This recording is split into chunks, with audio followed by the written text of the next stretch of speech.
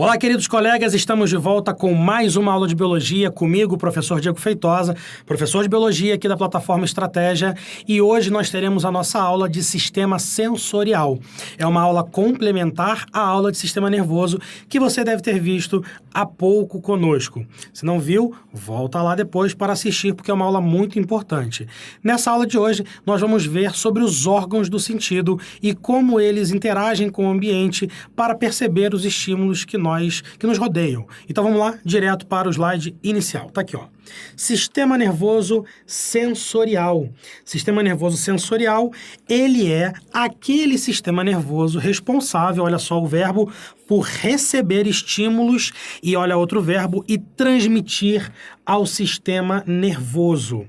Bom, esse sistema, ele é composto pelos órgãos do sentido. Feitosa, quem são os órgãos do sentido? Ora, o olho, ora, a pele, ora, a língua, e assim por diante. Esses são os seus órgãos responsáveis pelas sensações que fazem com que você interaja com o ambiente. Você possui receptores sensoriais internos nesses órgãos que farão a percepção desses sentidos. Volta aqui para mim. Seguinte, queridos, o que nós fazemos são transduções de sinais. Você só está me ouvindo agora porque a frequência de ondas que eu estou emitindo está sendo captada por esse microfone que você não está vendo aqui em cima, está sendo transmitida através de algoritmos entre 0 e 1 pela rede mundial de computadores, está chegando ao seu receptor, está sendo transduzido novamente em frequências sonoras, está sendo emitido pela caixa de som que você está usando, seja fone de ouvido ou seja a caixa de som do seu computador.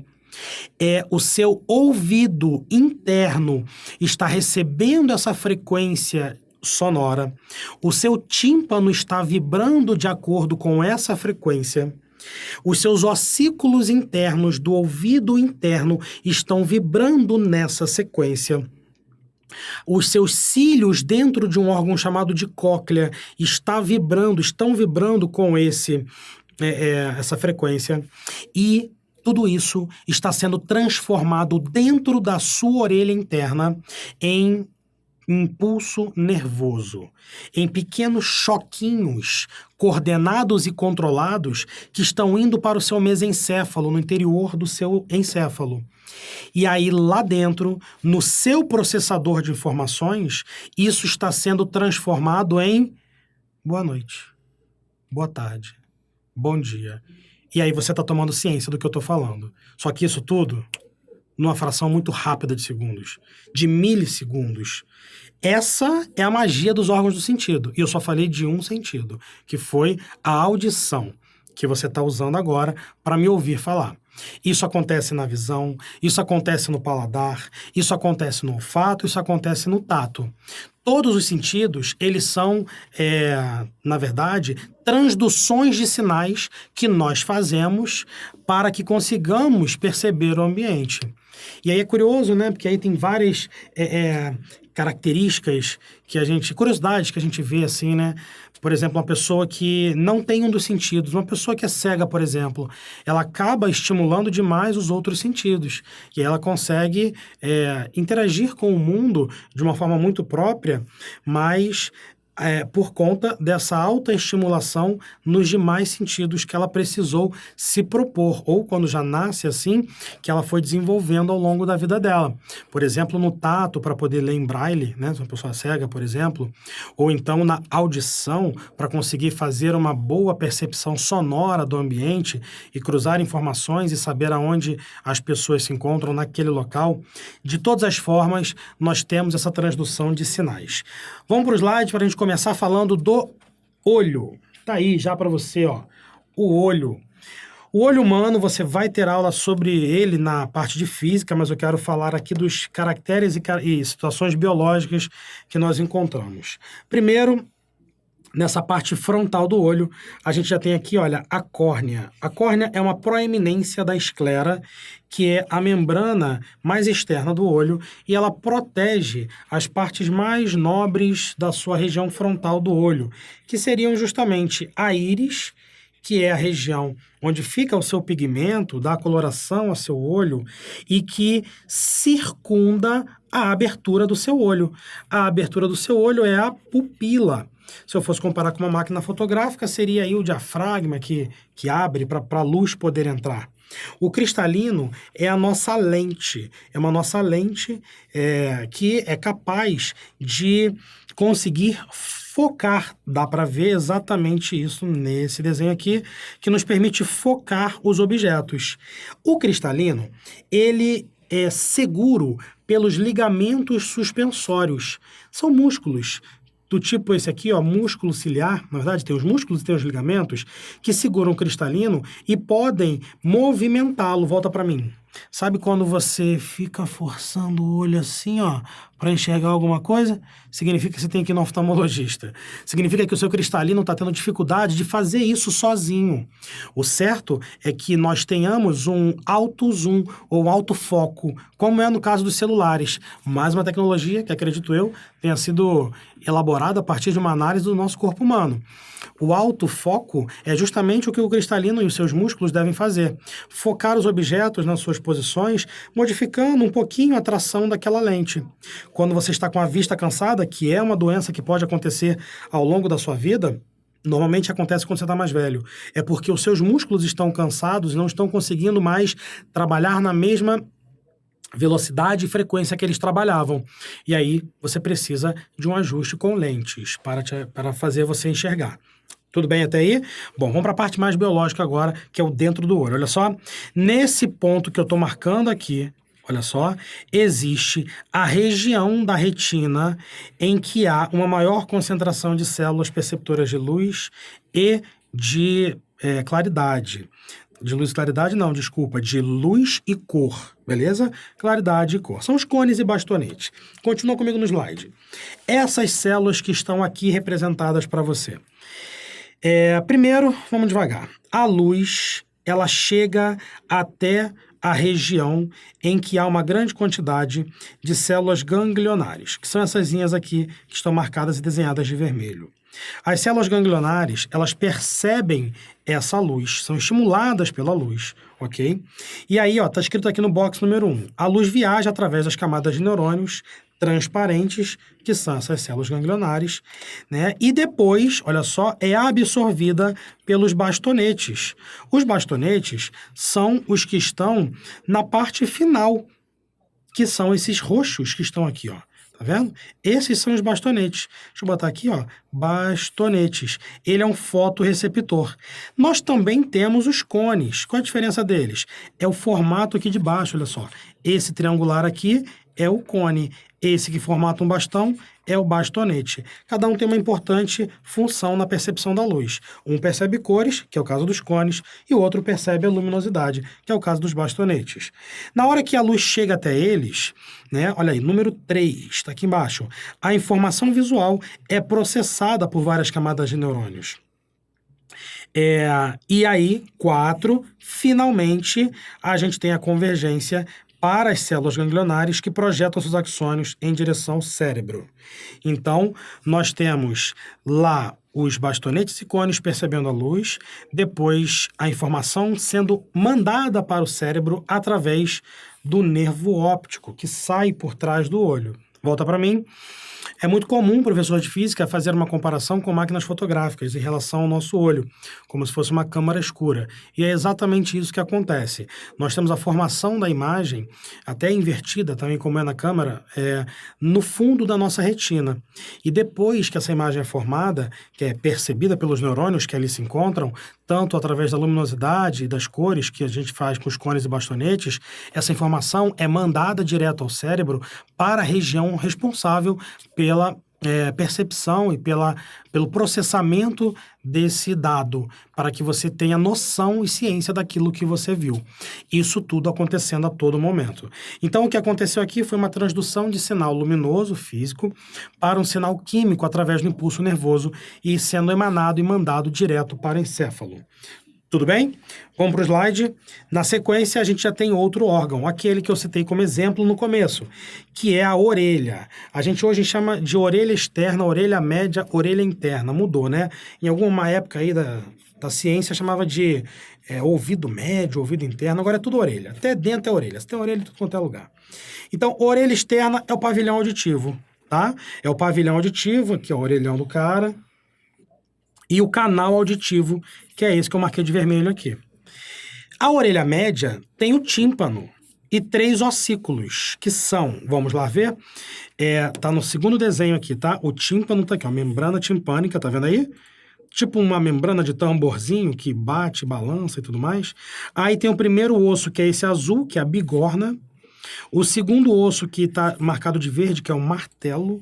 E o terceiro osso são os menores ossos do corpo, o estribo, pequenininho logo depois. As vibrações, olha aqui, olha esse box comigo aqui. As vibrações na janela oval, na região que o estribo se conecta, elas criam ondas mecânicas nos canais cocleares preenchidos de fluido. Esse órgão bonito que você está vendo, que parece um caracol aqui, ó, se chama cóclea. Esse órgão inteiro que está aí. Que na parte superior possui os canais semicirculares. Grava esse nome que eu vou falar do acelerômetro do celular agora. Volta para mim. A cóclea é um órgão muito bacana. Sei lá, acho que se eu fosse médico eu ia estudar a orelha. Eu gosto muito de orelha. A cóclea é um órgão altamente desenvolvido. É um órgão que dentro dela existe água, existe líquido, tá? Chama-se fluido coclear, que a gente viu aí. E dentro da cóclea, na borda dela, né, na parte interna, existem células com cílios. Na hora que a água vibra, ela vibra os cílios. Se os cílios vibrarem muito, o impulso nervoso é de um jeito que é mandado. Se eles vibram menos, é de outro jeito. E isso tudo, essa água inteira só vibra por conta do tímpano que vibrou os ossículos. Entendeu como é que é a sequência da coisa? É bem organizado. Quando você vai num show e você fica muito próximo da caixa de som, você chega em casa, escuta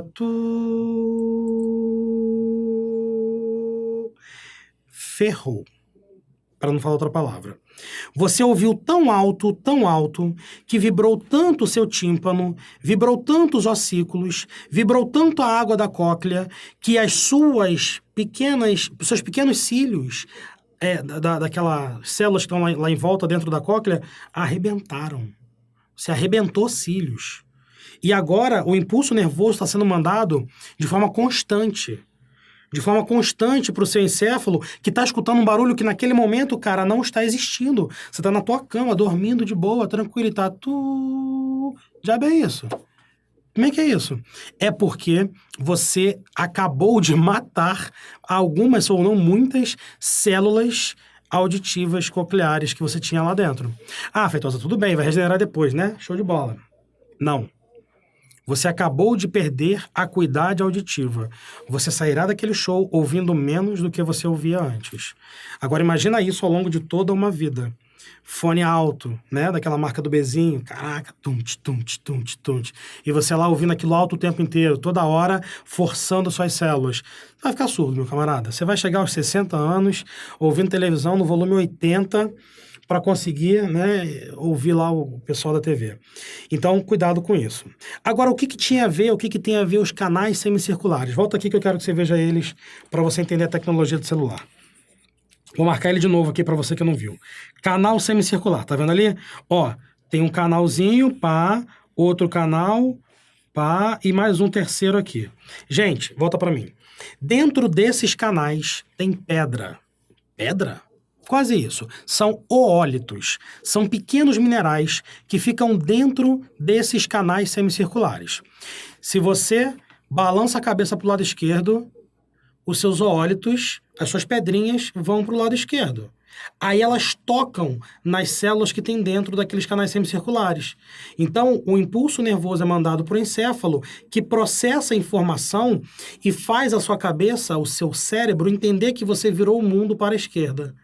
Quando você volta, o mundo volta junto. Quando você vira para a direita, o mundo vira para a direita porque esses oólitos foram para aquele lado.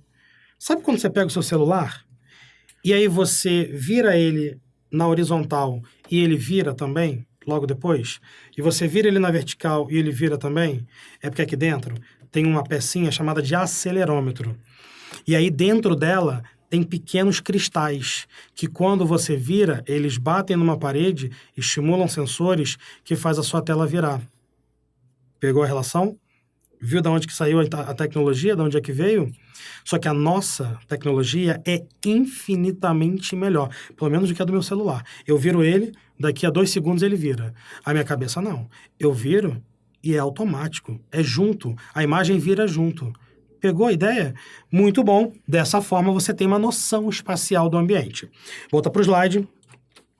Agora, só para mostrar isso aqui com mais propriedade, a gente tem justamente essa amostra da onde que as coisas saem, da onde que elas partem, tudo bem? Então aqui está o nervo auditivo, é o nervo que deverá receber as informações das ondas de pressão que curvam as membranas nos canais cocleares, aquilo que eu havia comentado com vocês, beleza? Bom, e aí a gente tem a formação do equilíbrio também. Bom, vamos para o olfato, vamos sentir cheiros. Continua no slide comigo. Quando você cheira alguma coisa, essa alguma coisa tem moléculas odoríferas. Essas moléculas odoríferas, elas entram pelo seu nariz e vão direto para a região superior da sua coana, que é a parte interna do seu nariz. Na coana, na parte interna, na cavidade nasal, a gente tem o bulbo olfatório. Olha o desenho do bulbo olfatório aqui do lado para você entender. Essas bolinhas que aqui se encontram, elas são todas as moléculas odoríferas, que serão captadas pelos cílios olfativos, que se encontram exatamente naquela membrana ou naquela região cheia de células receptoras. Depois que esses cílios olfativos percebem o tipo de molécula, eles mandam potenciais de ação e vão direto para o glomérulo que existe no bulbo olfatório. Esses glomérulos que estão aqui sendo mostrados são regiões de encontro de neurônios. Encontro de neurônios entre terminações e dendritos que mandarão, através do nervo olfativo, essa informação para o seu encéfalo. Mais uma vez, uma transdução de sinal. No caso aqui, de químico para elétrico. Químico por conta dessas moléculas que se ligaram, que são as odoríferas, com as moléculas ou com a transmissão do impulso nervoso em direção ao seu encéfalo. Show? Volta para mim. Então você viu aí alguns dos principais sentidos, mas ainda estão faltando 2. Um deles é a pele, que a gente vai falar, ou que a gente falou um pouco melhor na aula de histologia. O que eu quero que você saiba na pele existem nervos diferentes, existem neurônios diferentes que a gente encontra nas camadas mais internas da pele, que são, por exemplo, o bulbo de Krause, ou Merkel, ou então terminações nervosas livres, que são receptores de diferentes estímulos, de pressão, de calor, de dor. Então, cada um tem uma função específica. E dessa forma, você consegue saber quando alguém tocou em você ou quando alguém te deu um soco, por exemplo. Você consegue saber essas diferenças, ou quando está quente ou quando está frio. Então, a pele ela consegue transduzir os sinais graças a esses neurônios específicos e especiais. Agora, na boca, que é o último dos sentidos que a gente vai ver hoje, a coisa funciona um pouquinho diferente. Olha só no slide. A gente tem aqui a língua sendo mostrada, e isso que você está vendo aqui, ó, é uma papila gustativa. Uma papila gustativa é uma região da língua que há uma proeminência da pele e na parte interna, aqui a seta mostra, nós temos células nervosas, ou o que a gente chama de poro gustativo, e na parte de baixo essas células nervosas. Existem as células de sustentação que ficam aqui em volta, nesse poro gustativo, e as células sensoriais, responsáveis aí pelo botão gustativo. Essas microvilosidades que aqui fora estão, elas perceberão o tipo de alimento, que é o verdinho, que está tocando nelas. Então, desse jeito, teremos uma estimulação maior ou menor daquele poro gustativo, daquele botão gustativo. O neurônio sensorial que se encontra aqui vai ser o que vai mandar a informação para o sistema nervoso central. Volta para mim. Dependendo da papila que foi estimulada, você terá uma saborização diferente. Temos papila para doce, temos papila para salgado, para azedo, para amargo e para umami. Diabo é umami? é o sabor do shoyu.